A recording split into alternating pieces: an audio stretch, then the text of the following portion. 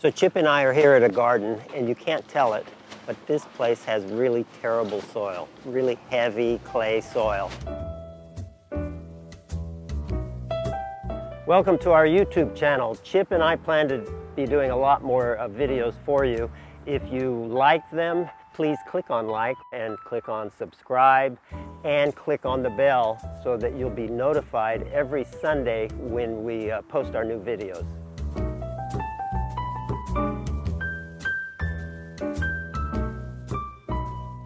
I'm John Valentino, president of John and Bob's Corporation. I'm a landscape architect and a landscape contractor.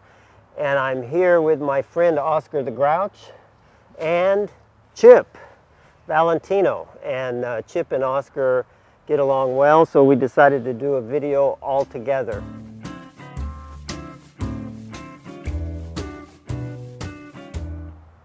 So Oscar and I think we're in about our 5th year of using John and Bob's products on this lawn. It's a big cool season turf that had lots of problems in the summer. Yes. And you contacted me because what kind of problems were you having every summer? Well, fungus. Fungus was very bad here. We're tired of that because... What did the fungus look like? What did that look like on this lawn? Well, brown spots. At what size? Oh, at least 40 feet. 40-foot brown spots, and not just one, but more than one. Everywhere. Yeah. Everywhere. So, and that's pretty common in our area. You take care of other yards, and you've probably seen that where when you have real high temperatures in the summer, and you have, this is clay soil. That's really what this video is all about, Yes. is taking care of turf on heavy clay soil. And so you have high temperatures, clay soil, and that creates problems for you. Yes. What kind of problems does that create? Well, before we start using John and Bob products, we use synthetic fungicide. But we noticed was perfect a few months, but after that, it's coming back. Yeah, and then when you use the fungicide, it would take a long time to get better, right? Yes. It's not like you spray on the fungicide and the next month it's better. It would take a complete change of Yes. season. Mm-hmm. You were killing all the bad fungus in the soil that was causing those big 40-foot brown spots. The problem is you were also killing all the good fungi in the soil, and it's that good fungi that can eat the bad fungi, but you were killing it because that's what fungicides do. And so what you and I talked about and what we started doing is a whole new program. If you build up life in the soil, then that life can control the fungus, along with a lot of other practices that you and I are going to talk about today, like water management. But you allow the soil to do the work for you rather than trying to use a fungicide, which really just, in a long-term basis, just makes the problem worse.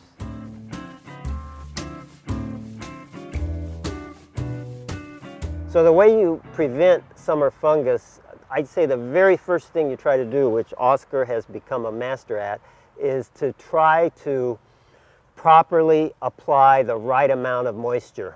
And because it's that excess moisture that causes the problem. And in heavy soil, it's exacerbated because that heavy soil really retains the moisture. So as soon as you identify or just fear that you might have a fungal issue, you try to cut back that water to dry everything out. Now you use a soil probe to try to help you. How does that work? You just a probe into the soil? Yeah, I'm checked that. Every morning, I'm check the dirt, the soil. Uh-huh. For example, right now we got about 5 inches deep.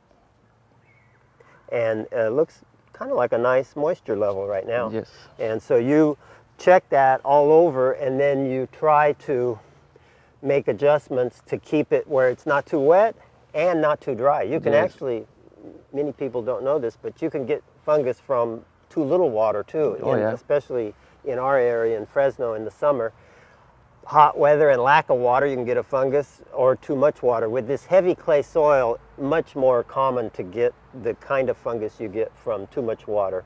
So you check with a soil probe, and then you're constantly, even this last year, you're constantly changing nozzles and trying to balance the water, right? What did you find? How important is that?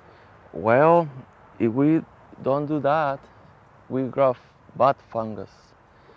So what I'm learned last summer is use less water every day. Yeah. That really should be your goal, is what's the least, especially in a heavy clay soil, what's the least amount of water I can put on this and have everything look good. So that's really your mindset every day. Yes. You're using this probe, you're trying to make sure water is even, and you're trying to figure out, how do I get as little water as possible on this and have everything look like this?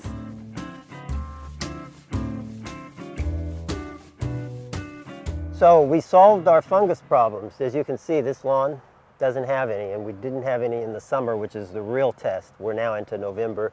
November is a good month for this lawn because it likes the cooler temperatures. But then when you start having cooler temperatures and you start having moisture, you have frequently a rust problem, which is another type of fungal disease. Not as serious, and it doesn't make the whole lawn look brown, but you've always struggled with rust. Yes. Also.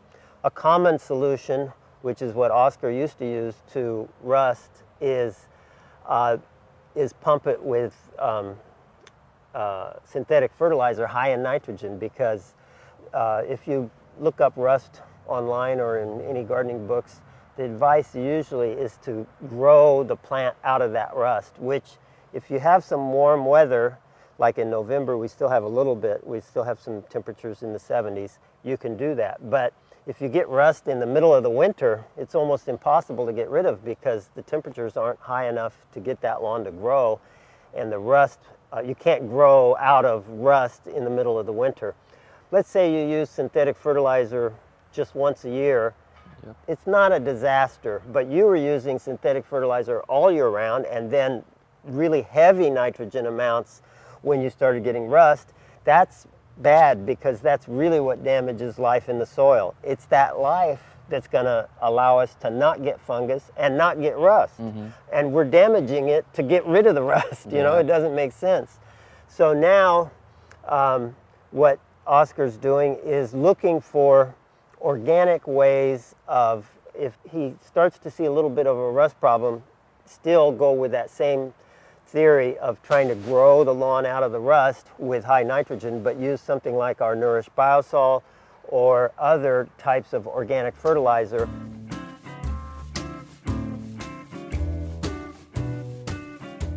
So Oscar is an expert on mowing the lawn perfectly to compensate for harsh climate conditions, which we have here. The harshest is the middle of the summer.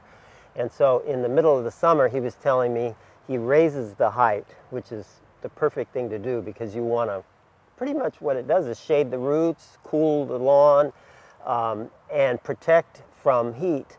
And he's telling me he goes as much as 4 inches high, and does that as long as we have high temperatures. Then when we start to have lower temperatures, like this, and we have more moisture, then you lower it down to about 2 inches. And that's also good, because then moisture is a problem, and this cold, dark, dank environment promotes rust. So we want to open it up a little. We're no longer trying to shade the roots. Now we're trying to let the roots get sun. Yes. And so now you go 2 inches. And you also mow very regularly, right? Yeah, once a week or twice a week, depend the weather. And I noticed you alternate directions. Yes. So that you don't end up with ruts in the lawn. And that's an excellent idea, to alternate directions.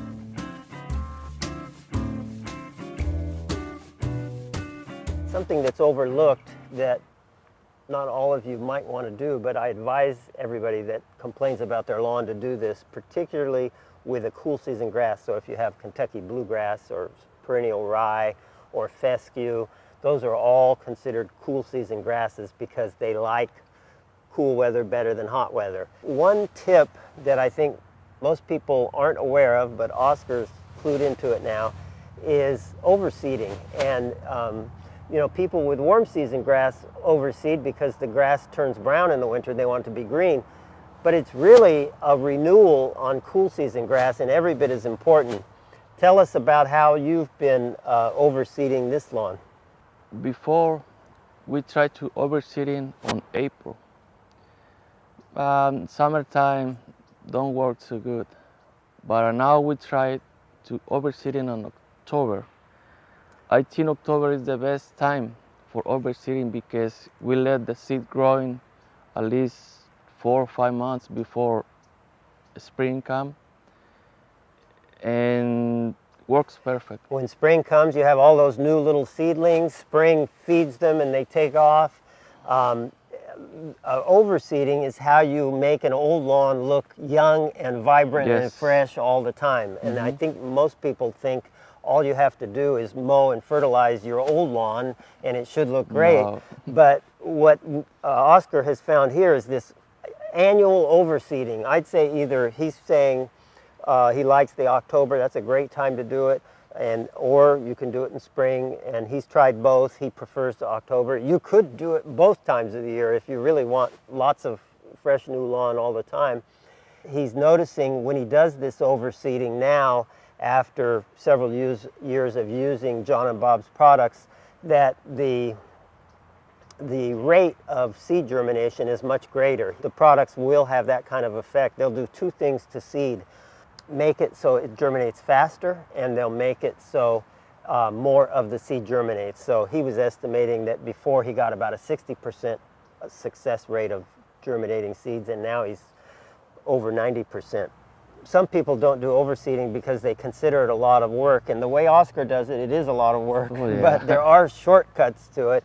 A shortcut that I promote is if you pick exactly the right time of the year and you are able to keep the seed moist, you could get by with just broadcasting the seed using some kind of seed spreader or throwing it on by hand or however you want to do it, and then watering your lawn so when the sun's out, you need some heat to germinate that seed, and then watering your lawn so you keep that seed moist. And if you are really skillful at it, you could do it so you don't need any top dressing or anything. Shortcuts depend on doing it at the right time and keeping that seed moist when the sun's out. So it's completely different watering than you would do normally, when you want to water just before the sun comes out and you want that water to go down deep. We don't want the water to go down deep here when we're overseeding. We want it to just be right on the surface, just brief waterings, keep that seed moist.